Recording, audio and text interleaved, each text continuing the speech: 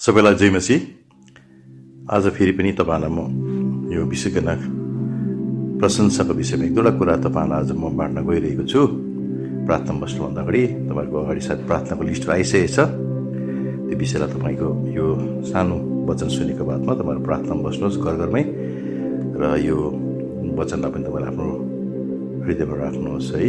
आज म विशेष गरिकन हामी परमेश्वरलाई किन प्रशंसा गर्नुपर्ने त्यो विषयमा तपाईँहरूसँग म केही कुरा बाँड्न गइरहेको छु है। र त्यो सुन्नुभन्दा अगाडि हामी वचन सुन्नुभन्दा अगाडि सानो प्रार्थना गरौँ। प्रभु, हामी तपाईँलाई धन्यवाद दिन्छौँ जसै हामी घर घरमै प्रार्थनालाई भेला भएका छौँ। मण्डलिक विषयहरू जुन विषयलाई हामी तपाईँ सामु राख्नेछौँ, प्रार्थना गर्नेछौँ।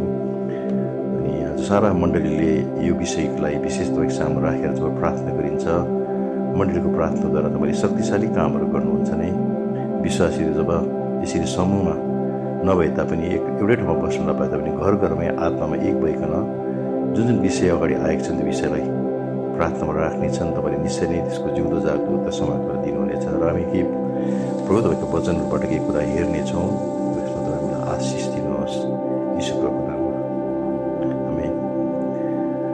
अब तपाईँहरूले आज म बाँड्न गइरहेको कुरा चाहिँ हामी परमेश्वरलाई किन प्रशंसा गर्नुपर्ने, why should we praise the Lord, परमेश्वरलाई किन प्रशंसा गर्नुपर्ने। सबभन्दा पहिलो कुरा चाहिँ के देख्छौँ भने चाहिँ उहाँको कहिले पनि नटुटिने प्रेमको लागि है। यहाँनिर भजन सङ्ग्रह 107 को 1 पदमा चाहिँ पाउँछ, परमलाई धन्यवाद चढाउँ किनकि उहाँ भलो हुन्छ, किनकि उहाँको करुणा कहिले पनि नटुटिने प्रेम सदा सर्वदा रहिरहन्छ।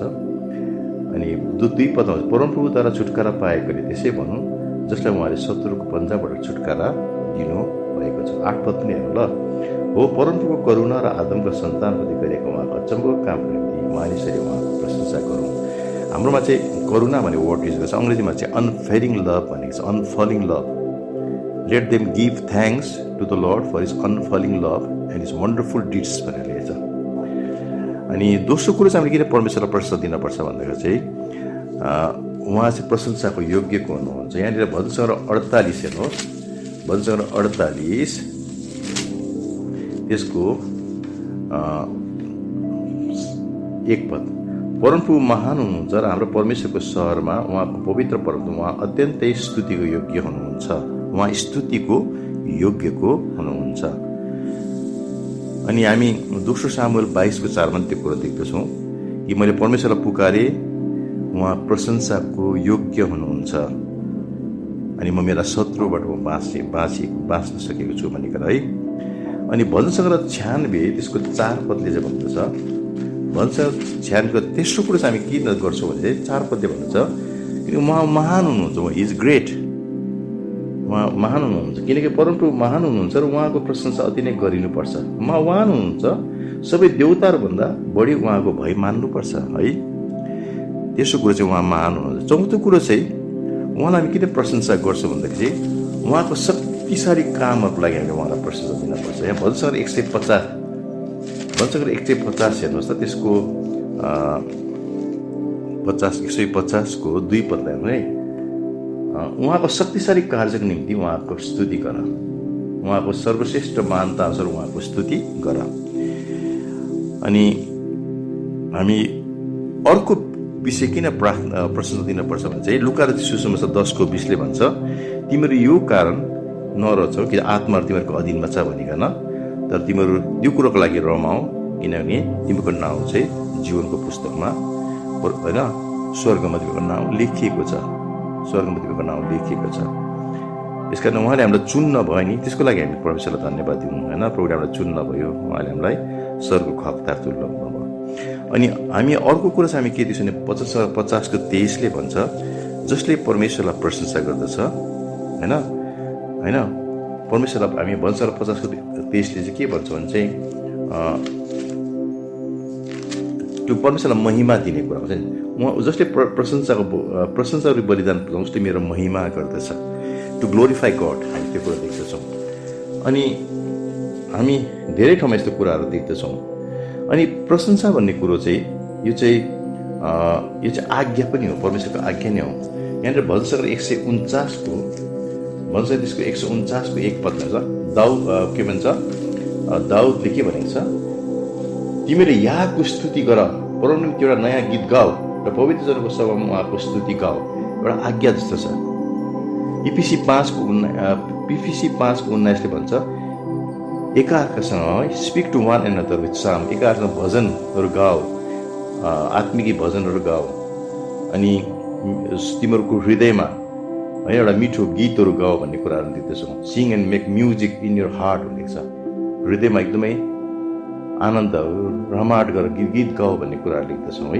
यो चाहिँ पावलले भनिरहेको छ। अनि हामी यहाँनिर प्रकाशित वाक्य त्यसको 19:5 हेर्दा प्रकाशित वाक्य त्यसको 19:5 के पाउँछ भने चाहिँ यहाँ लिएछ, अनि सिंहासन यसो भन्दै गरेको एउटा आवाज आयो, यही सबै उहाँका दासहरू उहाँको डर मानिएर दुवै सारा ठुलो हाम्रो परमेश्वरलाई प्रशंसा गर। अनि यहाँ स्वर्गबाट पनि त्यो आवाज आएको छ। यो चाहिँ एउटा आज्ञा पनि हो प्रिय, प्रशंसा गर्नु चाहिँ परमेश्वरको आज्ञा पनि हो। अनि भन्छ र त्यसको बाँधिएको 2 पत्ते 1 र 2 पद दुइटै पढौँ न। भन्छ र बाँधिएको 1 र 2 पत्ते के भन्छ भने चाहिँ परमप्रभुलाई धन्यवाद चढाउनु र हे परम प्रधान तपाईँको नामको स्तुति गाउनु असल हो। बिहान तपाईँको करुणाको र हरेक रात तपाईँको विश्वासयोग्यताको बयान गर्नु। It is good to praise the Lord. परमेश्वरलाई प्रशंसा गर्नु चाहिँ राम्रो कुरो हो होइन। उहाँको प्रशंसा गर्नु चाहिँ राम्रो कुरो हो भनेको छ होइन। स्तुति गाउनु राम्रो कुरो हो, स्तुति गाउनु असल कुरो हो।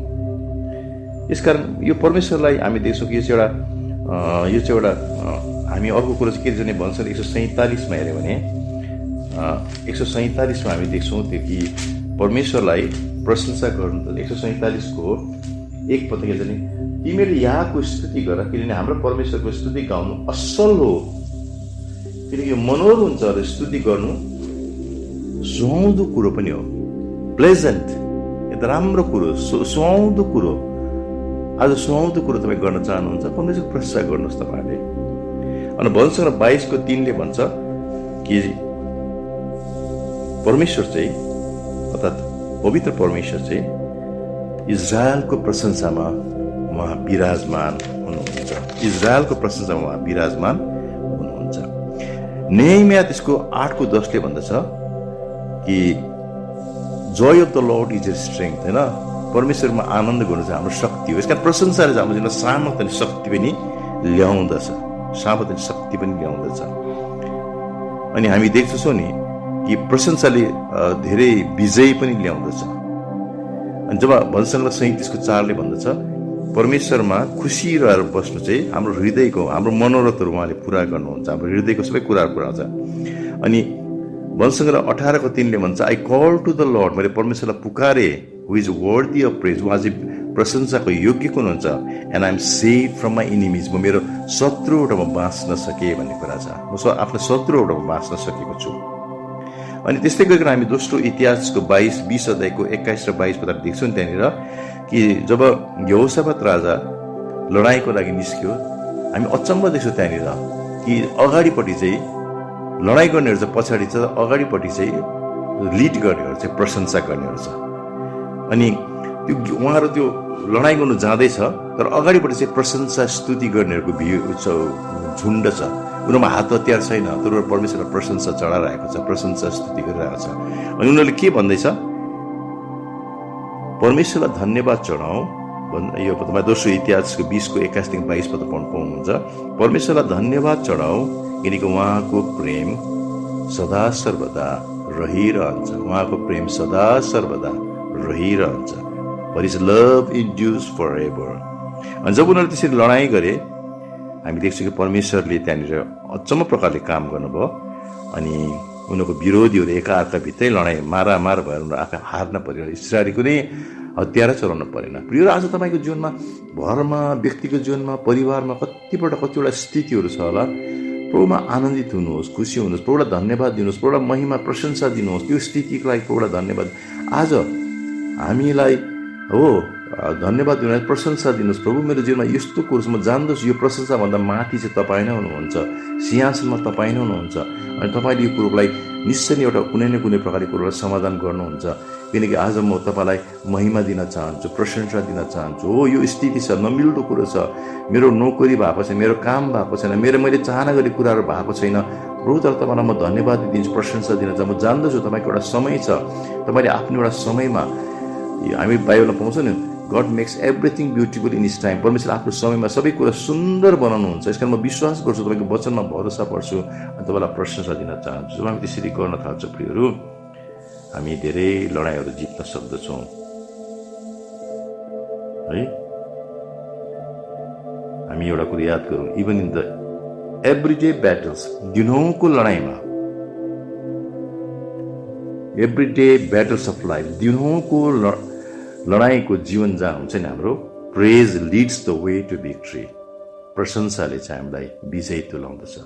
तपाईँ जब प्रशंसा दिनुहुन्छ नि होइन, हामी यहाँ देख्छौँ नि, परमेश्वरलाई कसले प्रशंसा चढाउनु भन्ने कुरा हामी हेऱ्यो भने अरू कुरा देख्न सक्छौँ नि। भन्छ 145:2 भन्दछ, लेट एभ्री क्रिचर, प्रत्येक सृष्टिले नै, प्रत्येक कुरोले नै होइन। हामी देख्छौँ नि यहाँ भजन सङ्ग्रह 147:2 के भन्छ, भजन सङ्ग्रह 145:2 पदले के भन्छ, प्रत्येक उसले नै होइन, त्यसको हामी त्यसलाई राम्रो हेऱ्यौँ, त्यहाँ देख्दछौँ कि सदा सर्वदा तपाईँको नाउँको प्रशंसा गर्नेछु होइन। परमेश्वरलाई म सदा सर्वदा प्रशंसा म गर्नेछु, उहाँलाई म प्रशंसा चढाइ नै रहनेछु, प्रशंसा म गर्ने रहनेछु भन्ने कुरा हामी देख्दछौँ।